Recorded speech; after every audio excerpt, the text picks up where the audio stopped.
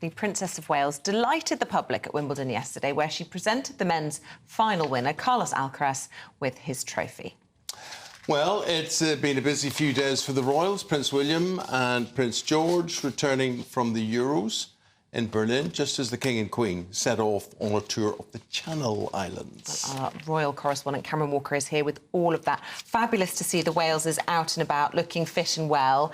Only our second view, really, of Kate this year. And, you know, nice, quick game for her. Yeah. She didn't have to sit through hours and hours of tennis. But looking remarkably bonny, I suppose, and you know, can only hope that that's a good sign. Yeah, I think it certainly is. And you just have to look at the crowd's reaction when the Princess entered the royal box in centre court. She got a huge standing ovation. I think she looked a little bit kind of taken aback as to the crowd's reaction, actually, because there was really kind of cheering and screaming for the Princess of Wales. As you said, it's only the second time we've seen her since her cancer diagnosis. And I think we can see this as a positive sign, that as she rests a bit more during the summer, that perhaps later on in the year we'll start to see her out and about a bit more. But of course, Kensington Palace not putting a time frame on it. She also had the support of her daughter, Princess Charlotte, and her sister Pippa Matthews as well at Wimbledon. So yeah, really good day out for her. And the Prince of Wales out with his mini-me as well. Yeah. Over in Berlin, and really sweet and touching, lots of embracing and grimacing and all the sort of colours of a football fan, all the emotions, but we're going through it together, which was really lovely. Yes, and we didn't just have one royal family, we had two royal families at the game yesterday. There was a lovely picture, actually, of the King of Spain with Prince William and Prince George at the match. I suspect the King of Spain went home a bit happier than Prince George and Prince William did, but there's these amazing photographs, which hopefully we can show you on GB News website, of William and Prince George embracing as a loving father and son, something we wouldn't have seen in generations gone by with members of the royal family, and also completely losing it when England did score their one goal of the match. It was really lovely to see. They were really cheering on the England team. Fantastic. And meanwhile, the King and Queen off to the Channel Islands today. Yes, it's the first time they have been since King Charles has become king. The last time he visited was 2012.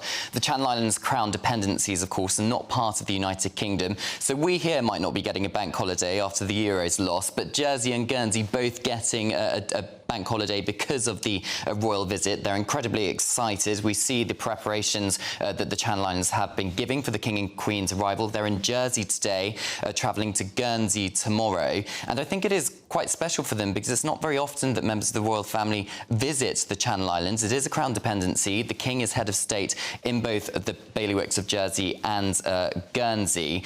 But of course, it's, you know, quite far. We've got a lot of places to visit, so we'll see how it goes. It's the Queen's birthday on Wednesday. It is a very busy week for the King, again, because on Wednesday he's going to be attending Parliament for the state opening of Parliament. As you say, Eamon, it's the Queen's 77th birthday on Wednesday as well. And the Queen actually said recently to an author that the King is not doing as he's told and he's not slowing down, because we have to be mindful, of course, that he's still undergoing cancer treatments, and yet he's got a very busy week this week. And Buckingham Palace has announced this morning that both him and the Queen will be going to Australia and Samoa in October for a royal tour. You say he's being naughty and not doing what the doctors are ordering, The but Queen actually, is. The Queen has said that. The Queen has said that. The Queen has said that, but actually, doctors' orders are that he can't go on to New Zealand, and he is heeding that advice. So he's just doing Australia and Samoa, which puzzled me a little bit, because it seems once you're all the way down there, it's just another 4-hour flight across to New Zealand. 4-hour flight. I remember flying over Australia one time and thinking, you know, you land in Australia and then you couldn't do it. Go to New Zealand, too far for me. It is quite far. Buckingham Palace spokesperson tells me this morning that the engagements are going to be very limited. So usually for a royal tour, the King and Queen would do 7 or 8 engagements a day.